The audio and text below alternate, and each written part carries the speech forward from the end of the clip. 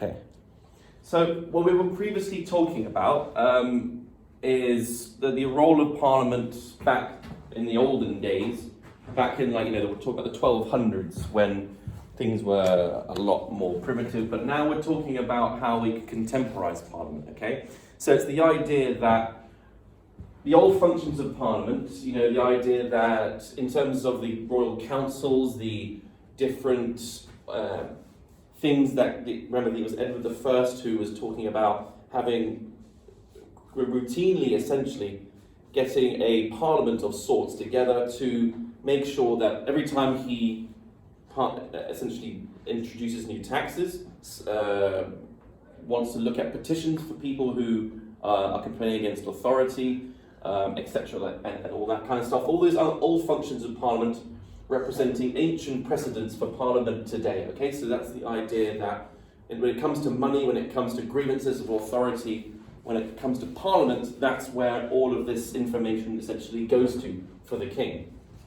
Okay, but that of course is what we have today, and the king is this time replaced by the government in terms of what is the executive. The executive used to be the king, now it's the government, of course, formed out of Parliament, as we've already been through.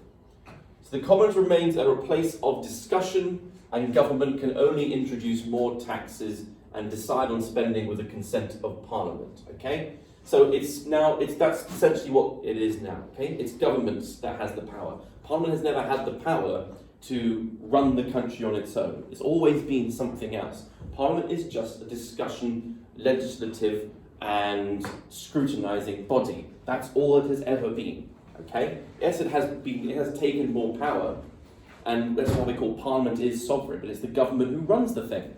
Okay? So it's a shift from meeting on the request of the king to now meeting most of the year. Okay? So in that sense, it has got more power in so much as that people meet more. Okay? So Parliament isn't just sort of quietly sitting around doing nothing, waiting for the king to essentially explain or say when you're allowed to meet. Now, essentially, Parliament meets on a regular basis. In fact, it meets whenever it essentially wants to, really. Okay? So, but it wasn't until 1832 in the Great Reform Act that we regularised elections so that they happen usually every 4 years. Okay? Previously, it was much more rare. Previously, it was only really at the behest, most of the time, of the Prime Minister, or indeed of the monarch if they dissolve Parliament. But in 1832 that all changes when we develop into a system whereby we have regular elections. And it wasn't really until 1928 when we'd have full adult suffrage from 21. And as you saw from the video just before, that will go down to 18 in the 70s, or I can't remember exactly which one. Anyway, oh yeah, it was in the 70s, that's it. It was 1960. Down from 18 to 18. Oh, I thought it was in the 70s. Oh, okay. Well, it'd be in the late 60s, early 70s, if anything. Okay. Anyway, so what Parliament has gone from, in terms of changes, is from an advisory role in lawmaking to a necessary process. Parliament has to be involved. Once again, I'm not saying that they have all the power, but Parliament has to be consulted. Previously, they didn't have to be. It was under the king's discretion, the monarch's discretion, but now they have to be part of the process. And I suppose that's the biggest development of politics now, or certainly when it comes to Parliament now. Okay. So now eventually the House of Commons outweighs the House of Lords in terms of legislative process, in terms of who has more of a say over the process that I mentioned, okay, into a necessary process of lawmaking. House of Lords used to have more of the power. Now it is more seen as a checks and balances element. Okay, so the House of Commons is very, very important now. It didn't used to be. It used to be like the extra chamber, I suppose. But now it is essentially the most important part of Parliament. So from the 19th century on, government should only come from Parliament, mostly the Commons. Okay. Back then it could be any advisor, it could essentially be appointed by the king, anyone essentially, but now it has to come from Parliament, and mostly just from the Commons, in terms of the executive. Especially as the king or the monarch becomes less important. They think that, okay, where are we going to get these people coming from? Parliament. Okay? So that's the main aegis of that's the main role that we have to consider with Parliament and the decision-making process. Okay? Government ministers have to be accountable to Parliament. They are accountable in certain ways, insomuch as Parliament can get rid of the government. How? Does anyone know how Parliament can get rid of the government? A vote of no confidence, yeah. The Queen technically can dissolve Parliament, but it's incredibly rare. And she has to get new ones in, right? Yeah. Essentially, it doesn't mean you have another election. It means that someone gets a chance to form another government, essentially, with the support of the House of Parliament. No, the result, and then they present that to the Queen, and then she then accepts or rejects it. Okay. Why don't you just overthrow everything? Hmm? Why don't you just overthrow everything? Well, we tried that in the English Civil War, and it didn't really work. So I suppose we don't do that anymore. So hopefully, if you're watching online, please do this online. But if you've got these sheets in front of you, I want you to identify how Parliament has changed. So we're talking about the old Parliament, the old ways involving kings and sovereignty and hardly ever meeting, and Parliament now. I've split essentially the qualities of governing into different bits, and you should be able to correctly identify and compare what it used to be like, the old Parliament, with what it is now, with regards to sovereignty. So with sovereignty, obviously the sovereignty used to lie with the king or the monarch, okay?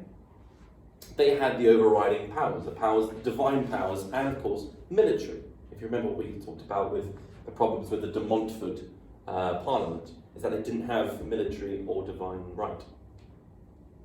Whereas Parliament now, I think you can pretty much understand where that is coming from. The role in lawmaking, the old Parliament was absolutely primarily just involved in advising, whereas the Parliament now, as I've already told you, you can fill that in. The source of government back then was still pretty much the king and his royal advisors. You know, those who preceded what we know now as the House of Lords. I think you know where the source of government now is. Meeting times, the old Parliament used to hardly ever meet, and if it did, at the discretion of the king. Now, I think I've already told you.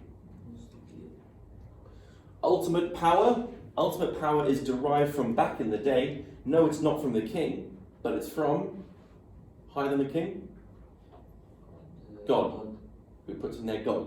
Ultimate power is derived from God, where Parliament now, ultimate power is derived from, in some sense, it's up to you, what I consider it to be the people. Because they're the ones who elect them into Parliament, or the Commons.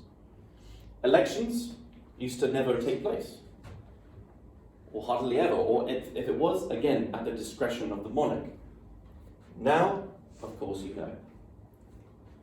The meeting place, well, it used to be in either the King's Chambers, or it used to be in Westminster Hall, if you remember what we talked about with the Montfort Parliament. I think you know where they meet now. Types of members. Okay, we're talking about the old Parliament. Types of members used to be knights, barons, wealthy citizens, appointees, usually by the king or the royal council, and now, I think you know. The relationship of houses. Back then, the House of Lords was much more important than the House of Commons, as that was really more involved in the legislative process. Now I think you know which ones are more important. Power over people. Well, the old Parliament didn't really have much power over people. It had more of an advisory role. The king had the power over people. Now, this Parliament here, well, the power stances has changed, hasn't it? Parliament has a lot more power over the people. Members of the government used to be appointees of the king. In Parliament now, again, it should be very, very obvious. Accountable to. The old Parliament used to be accountable to, once again, the monarch. Parliament now, the one I'll let you guys know, the people, that's what they are accountable to, okay?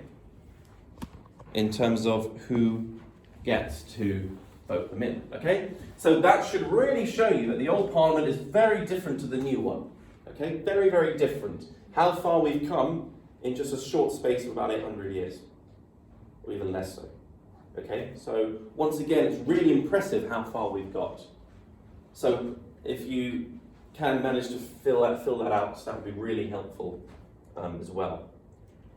Again, I was hoping we could do this at some point, but obviously we can't. But if you can, have a look at these events: the English Civil War, the Glorious Revolution, the Great Reform Act, and the Parliament Acts. I want you to have a look at those events and why they're important in the development of the UK Parliament.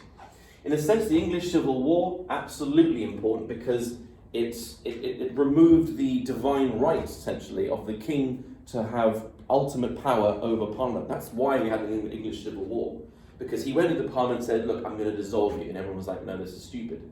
And he went, well, I'm the king, I'm allowed to. They had a civil war saying you're not. That's the point of the Civil War, really. The Glorious Revolution is where they introduced the Bill of Rights. Sorry? You know the Civil War was at the last one that was fought in English land? Yes.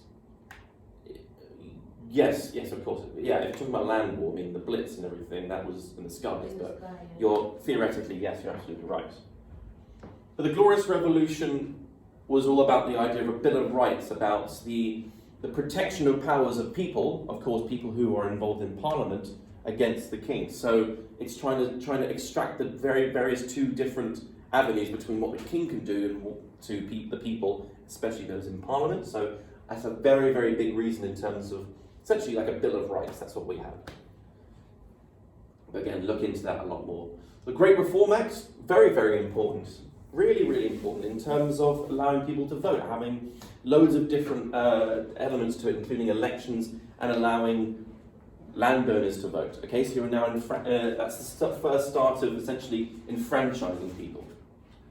And the various Parliament Acts of 1911 and 1949, very, very different in terms of the House of Lords and the House of Commons. Okay, it's sort of changing the power dynamics there. So now the House of Commons is gets primacy through the Parliament Acts of the 20th century.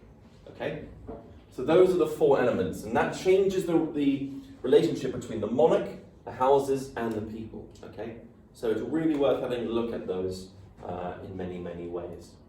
Okay, so the last thing I want you to do really for today is to make a timeline of events of Parliament. Okay, with the information found in the lessons that you've got, and work of yourself and hopefully of others, make a timeline of all the events that happened to the UK Parliament in terms of power, major historical events, and their role in the world. So if you look at the previous slides or the previous video, there'll be a lot more you can put in there, just in terms of because this is the last thing we'll do in terms of like history and Parliament. I want you to include these, for example, the fire that burned the palace down, the Guy Fawkes attempt, the Act of Settlement, the First Scotland Act, the Great Reform Act, the People's Budget, and include a small mention of what they are if you can as well, like a small little phrase, so you understand it, okay? So that's all I want you to do with regards to the history, is just make one timeline, just one A4 piece of paper. I put it up on the wall, but we can't do that because you can't do it online, but that's the last thing I want you to do. Does that make sense? Yeah. Yeah? So do a timeline in your own time, obviously. And include those. So the Guy Fawkes attempt is the first, act of essentially attempted terrorism on Parliament. The Act of Settlement, what was that about? The settlement between England and or Scotland. No, that's the Act of Union in 1707. What was the Act of Settlement in 1701? I don't know, but I'm going to guess. Is that between the king and Parliament? Boom. That's the big one, okay? The real separation, that's sort of ended the Glorious Revolution, okay? The First Scotland Act. Gave Scotland Yep. But the devolution one? Yeah. It's a big deal when it comes to Parliament. Oh, no, yeah. Yeah. 97, wasn't it? Or 98? No, it's not. No, yeah. The Great Reform Act, as I mentioned to you. Remember what the year was? I don't remember. Something. No. 1990. The Great Reform Act. Yeah, it was 16. I put it. It's in the. It was in the last slide. Isn't it? It's in the last slide. 1830. There you Yeah. go. 1832. It's so important. The Great Reform Act. It's so important, that one. And the People's Budget. But to be honest, I can't remember what that one is at the moment. So it's not hardly me asking you. That's you. You know. You know the Great Reform Act, what did Yeah. it do? Because that's mentioned a lot. Great Reform Act. Okay, so in the Great Reform Act, they open the franchise to rich landowners. Okay, so people they can vote. They established the idea of elections every 4 years. You no longer needed to. You no longer got paid to be an MP. You no longer had to be of a certain status in order to run for an MP as well. Okay, so it's a big deal. There's loads of different things, but those are the main elements. So it kind of democratized, in Victorian speak, the Houses of Parliament, or voting in many ways. Okay, It's like a setting stone for the parliament we have today. absolutely. Yeah, for sure, hugely. That's why it's so important. Okay, so try and do that if you can. Does that make sense? Yeah. Right, I'm going to leave it there. It's only 16 minutes.